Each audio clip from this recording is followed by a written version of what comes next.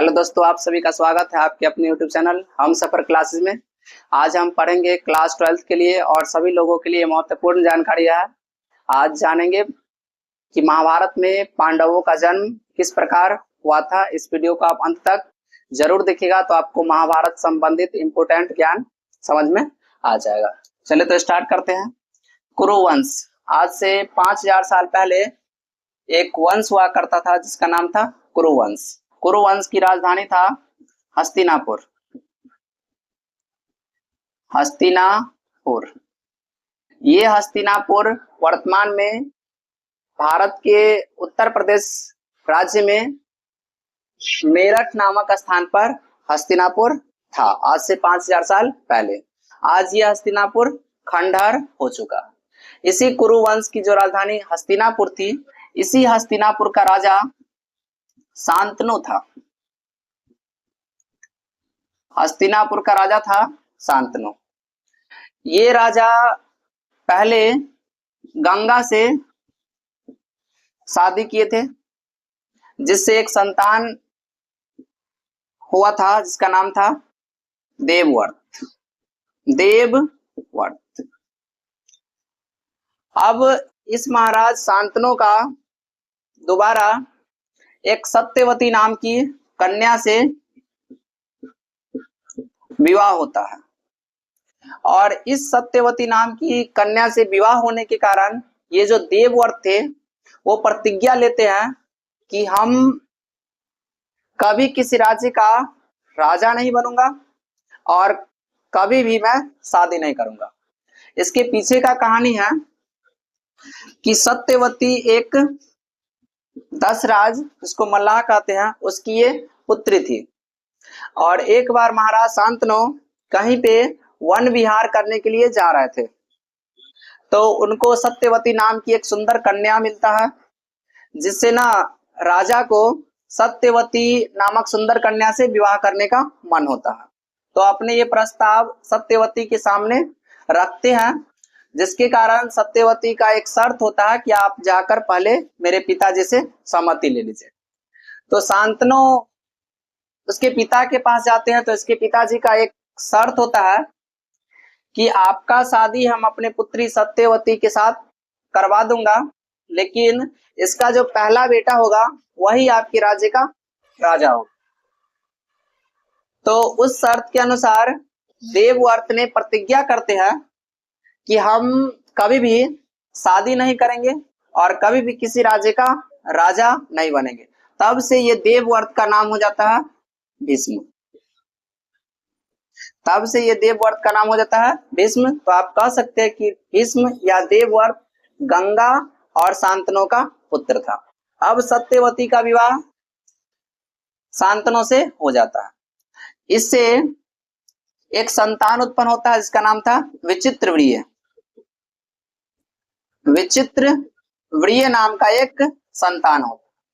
यही विचित्रवीर्य अपने पिता शांतनु के मृत्यु के पश्चात विचित्रवीर्य कुरुवंश का राजा बनता है और ये कुरुवंश का राजा बनता है। और इसका जो बड़ा भाई है भीष्म या देवव्रत, ये विचित्रवीर्य का विवाह करवाते हैं अंबा और अंबालिका नाम की दो राजकुमारी से।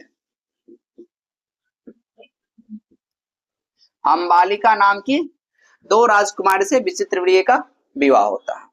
लेकिन यहाँ पे दुख की बात यह है कि विचित्रवीर्य बिना किसी संतान उत्पन्न किए इस विचित्रवीर्य का मृत्यु हो जाता है। विचित्रवीर्य के मृत्यु होने के पश्चात अंबा और अंबालिका से अभी तक कोई संतान नहीं हुआ, जिसके कारण सत्यवती अपना प्रस्ताव अपने पुत्र भीष्म से रखते हैं कि तुम ना अंबा और अंबालिका से संतान उत्पन्न करो। तो देवव्रत ने अपनी माताजी से कहा कि मैं तो प्रतिज्ञा ले चुका हूं कि मैं अब कभी भी किसी स्त्री से शादी नहीं करूंगा और किसी राज्य का राजा नहीं बनूंगा। तब जाके सत्यवती अपने पूर्व का संतान, सत्यवती अपने पुत्र का संतान, सत्यवती एक बहुत ही सुंदर महिला थी, जिसके कारण सत्यवती का विवाह शांतनु से होने से पहले एक पराशर नाम का ऋषि था। पराशर नाम का एक ऋषि था। इस पराशर ऋषि और ये जो सत्यवती परम सुंदर थी, सत्यवती, इससे एक पहले ही संतान हो चुका था जिसका नाम था वेद व्यास। वेद व्यास, और यही वेद व्यास ने महाभारत की रचना किया। ये भूत और भविष्य सब जानते थे। महाभारत होने से पहले वेद व्यास ने महाभारत की रचना कर दिया था। तो सत्यवती अपने पूर्व के संतान वेद व्यास को बुलाते हैं और वेद व्यास के समक्ष वेद व्यास को आदेश देते हैं कि तुमको अंबा और अंबालिका से संतान उत्पन्न करना है। ये जो थे वेद व्यास अपने माता के आज्ञा का पालन करने हेतु अंबा के कक्ष में जाते हैं। तो अंबा बहुत ही डर जाती है और अपनी आंख को बंद कर लेती है, जिसके कारण एक पुत्र होता है जिसका नाम होता है धृतराष्ट्र। धृतराष्ट्र। अंबा आंख बंद करने के कारण ये जो धृतराष्ट्र होता है वो जन्म से अंधे हो जाते हैं। ये सारी बात अपने माता सत्यवती से जाकर वेद व्यास कहते हैं। फिर वेद व्यास को माता सत्यवती अंबिका के कक्ष में भेजते हैं। तो अंबिका के कक्ष में भेजते हैं तो जैसे ही वेद व्यास जाते हैं तो अंबालिका जो थी वो आंखें तो बंद नहीं की, लेकिन ये शर्मा गई और इसका पूरा शरीर पीला हो गया, जिसकी वजह से एक जो संतान आया उसका नाम था पांडु। ये पांडु का शरीर उस प्रभाव के कारण ज्यादा स्वस्थ ये पांडु नहीं रहता था। अब क्या हुए तो माता जी को सत्यवती से जाकर कहा वेद व्यास की, माता जी इस बार जो संतान हुआ वो अंबालिका तो आंखें बंद नहीं की, लेकिन वो शर्मा गई, जिसकी वजह से उसका जो पूरा शरीर था पीला हो गया, इसलिए जो ये पांडु हुआ वो ज्यादा स्वस्थ नहीं रहे। फिर सत्यवती ने अंबा और अंबालिका को आदेश दिया कि इस बार न तो तुमको आंखें बंद करना है, न तो शर्माना है, किसी प्रकार से इस टाइप का हरकत नहीं करना है। तो ये अंबा और अंबालिका ना इस बार एक दासी थी, उसी दासी से समझौता करके कक्ष में खुद न जाकर उस दासी को भेज देती है। ये दासी किसी प्रकार से इसको शर्म या फिर किसी प्रकार से इसको ना आंखें बंद कुछ नहीं की। तो ये दासी से एक संतान हुआ जिसका नाम था विदुर। ये विदुर बहुत ही सुंदर था और साथ में ये महाभारत का सबसे बुद्धिमान हुआ। ठीक है। अब कहेंगे तो अंबा, अंबालिका और दासी, इस तीनों से एक एक संतान हुआ वेद व्यास के द्वारा। अंबा से संतान हुआ उसका नाम था धृतराष्ट्र जो जन्म से अंधे थे। अंबालिका से संतान हुआ उसका नाम था पांडु जो ज्यादा स्वस्थ नहीं रहते थे, और दासी से जो संतान हुआ उसका नाम था विदुर। अब ये तीनों पढ़ने लिखने गए गुरुकुल में। जब इस तीनों का पढ़ाई लिखाई हो गया तब धृतराष्ट्र, पांडु और विदुर ये तीनों आते हैं अपने महल में। तो बात आता है कि धृतराष्ट्र, पांडु और विदुर इस तीनों में से किसको राजा बना जाए। तो नियम के अनुसार धृतराष्ट्र उस वंश में सबसे श्रेष्ठ था, तो धृतराष्ट्र को ही राजा बनाया जाएगा। लेकिन विदुर के सहमति के कारण कहा गया कि जिस राज्य का राजा ही अंधा हो तो उस राज्य को क्या चलाएगा। तो यहाँ पे धृतराष्ट्र को राजा न बनाकर पांडु को राजा बना दिया।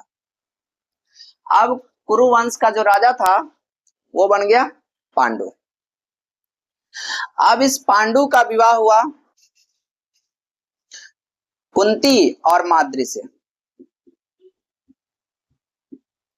कुंती और माद्री से विवाह हुआ।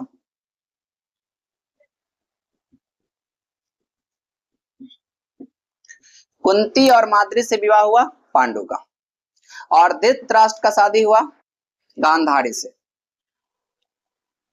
चूंकि धृतराष्ट्र अंधे थे, इसलिए गांधारी ने भी अपने आंखों पर पट्टी बांध ली थी। धृतराष्ट्र अंधे थे, इस वजह से गांधारी ने भी अपनी आंखों पर पट्टी बांध ली थी। अब हुआ क्या, तो कभी ना वन विहार करने के लिए ये जो पांडु थे वो गए थे जंगल। उस जंगल में ना किदम्ब नाम का एक ऋषि था, जो हिरण के वेश में अपनी पत्नी के साथ सहवास कर रहे थे। उस समय क्या होता है ना, तो पांडु अपने तीर से इस किदम्ब नाम के ऋषि को, मतलब वो हिरण का वध कर देता है। जैसे ही हिरण को तीर लगता है, किदम्ब नामक ऋषि अपने वेश में आते हैं और पांडु को श्राप देते हैं कि जब तुम सहवास की अवस्था में आओगे तो तुम्हारी भी मृत्यु हो जाएगी। तब से पांडु अपने महल में आते हैं और डरे हुए रहते हैं, और अपने पत्नी कुंती और माद्री इस दोनों को सारी बातें बताते हैं, और वन जाने का सारे लोगों से अपना सहमति व्यक्त करते हैं। तो वन जाने का निश्चय कर लिया कौन? पांडु। तो पांडु के साथ इसकी पत्नी कुंती और माद्री भी वन जाती है। तो वहां पे क्या होते हैं, वन में पांडु गए, कुंती गए और माद्री, ये तीनों आदमी अपने वन को चलेगा। अब वन में कौन कौन है, तो कुंती, माद्री और इस दोनों का पति जिसका नाम क्या है, पांडु। अब ये दोनों कुंती और माद्री क्या करती है ना, तो भगवान, ये कुंती जो है वो भगवान सबसे पहले धर्मराज का आवाहन करती है। फिर उसके बाद वायुदेव का आवाहन करती है। उसके बाद इंद्र का आवाहन करती है कुंती। और यहाँ पे माद्री जो है अश्वनी कुमार का आह्वान करती है, अश्वनी कुमार। तो कुंती को भगवान धर्मराज की आशीर्वाद से एक बेटा होता है जिसका नाम होता है युधिष्ठिर। और वायुदेव के आशीर्वाद से एक पुत्र होता है जिसका नाम है भीम। और इंद्र के आशीर्वाद से एक पुत्र होता है जिसका नाम था अर्जुन। और अश्वनी कुमार के आशीर्वाद से माता माद्री को 2 संतान होता है जिसका नाम है नकुल और सहदेव। नकुल और सहदेव।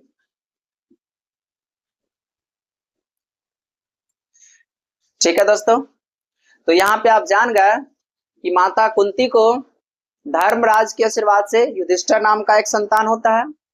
माता कुंती को वायु देवता से भीम नाम का संतान होता है।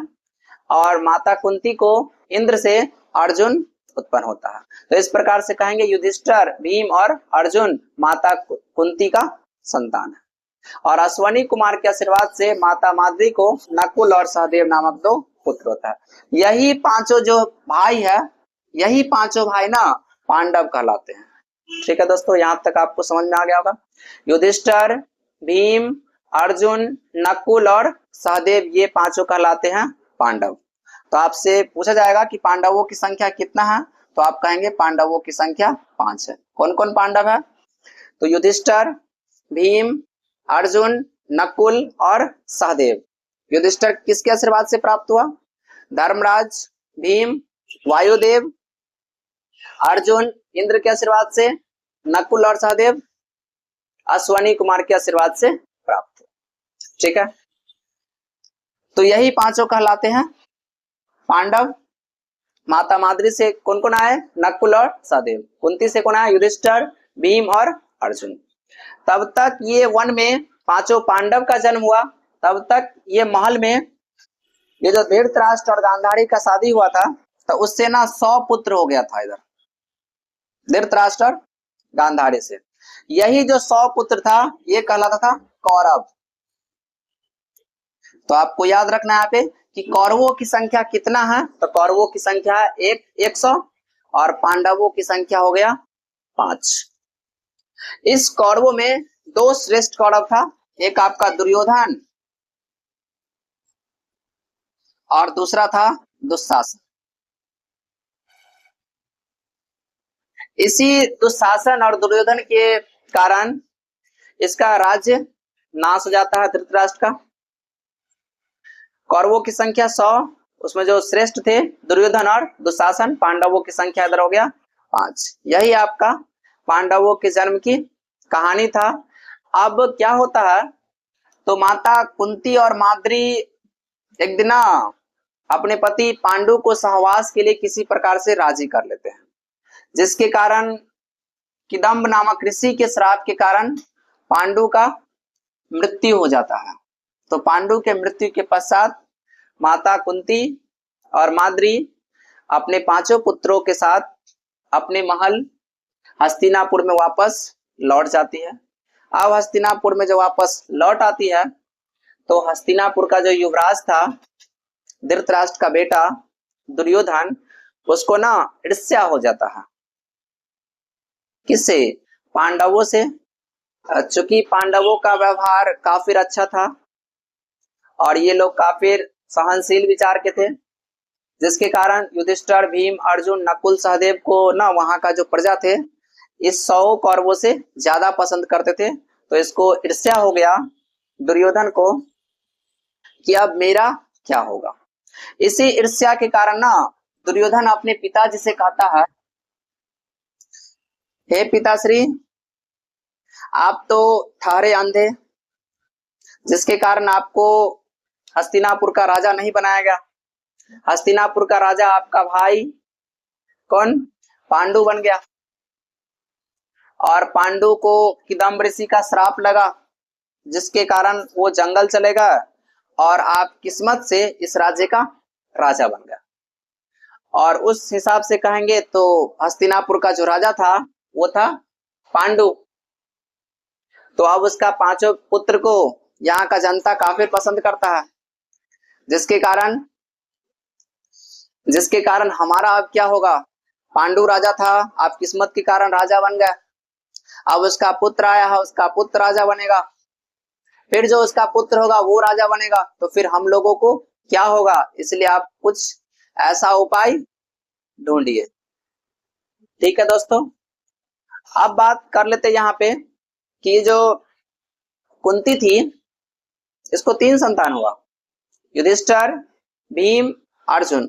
लेकिन जब इस कुंती का शादी पांडु से नहीं हुआ था, उससे पहले भी एक संतान था। आप सभी को पता होगा कि कुंती का सबसे ज्येष्ठ पुत्र था, उसका नाम था अर्जुन। अर्जुन नहीं, उसका नाम था कर्ण। अब ये कर्ण कैसे हुआ, तो एक बार ना किसी ऋषि से कुंती को एक मंत्र मिला, जिस मंत्र के उच्चारण करने से भगवान सूर्यदेव प्रसन्न होगा। भगवान सूर्यदेव पसंद होगा तो सूर्यदेव ने कुंती से कहा कि मांग लो, हमसे कोई वरदान मांगो। तो कुंती कहा, भगवान हमको किसी प्रकार का वरदान की जरूरत नहीं है। तो भगवान सूर्यदेव ने कहा कि हम खाली हाथ वापस नहीं लौटते हैं, मैं तुमको एक वरदान देता हूं कि तुम्हें एक पुत्र होगा। वही पुत्र हुआ जो आगे चलकर कर्ण के नाम से विख्यात हुआ।